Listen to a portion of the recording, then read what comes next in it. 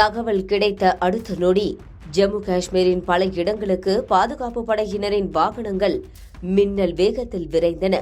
அங்குள்ள வனப்பகுதியில் தேடுதல் வேட்டையில் ஈடுபட்டனர். அடுத்தடுத்து அங்கு என்ன நடந்தது பார்க்கலாம்.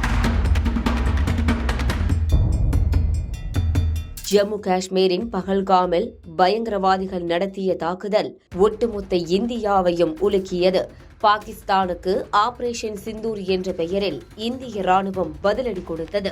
இந்த சம்பவத்தை தொடர்ந்து ஜம்மு காஷ்மீர் முழுவதும் பாதுகாப்பு படையினர் தீவிர ரோந்து பணியில் ஈடுபட்டு வருவது மட்டுமின்றி பாதுகாப்பையும் பலப்படுத்தி வருகின்றனர். அதன் ஒரு பகுதியாக ஜம்மு காஷ்மீரின் குப்வாரா மாவட்டம் எல்லை கட்டுப்பாட்டு கோட்டிற்கு அருகே பாதுகாப்பு படையினர் ரோந்து பணியில் ஈடுபட்டிருந்தனர்.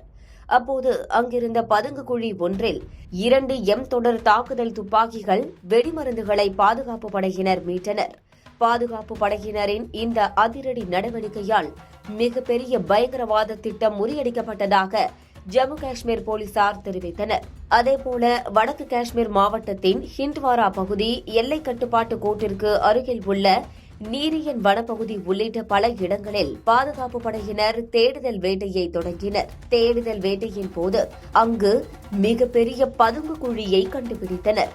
அங்கு 2 எம் தொடர் துப்பாக்கிகள், 4 மேகசின்கள், 2 சீன பிஸ்டல்கள், 2 கையெறி குண்டுகள், சில வாழும் தோட்டாக்கள் உள்ளிட்ட பல ஆயுதங்களை பாதுகாப்பு படையினர் பறிமுதல் செய்தனர். பதுங்கு குழியிலிருந்து மீட்கப்பட்ட ஆயுதங்கள் அனைத்தும் பயங்கரவாத செயல்களுக்கு பயன்படுத்த திட்டமிட்டப்பட்டிருக்கலாம் என்றும் இதுகுறித்து தீவிர விசாரணை நடந்து வருவதாகவும் உயரதிகாரிகள் தெரிவித்துள்ளனர்.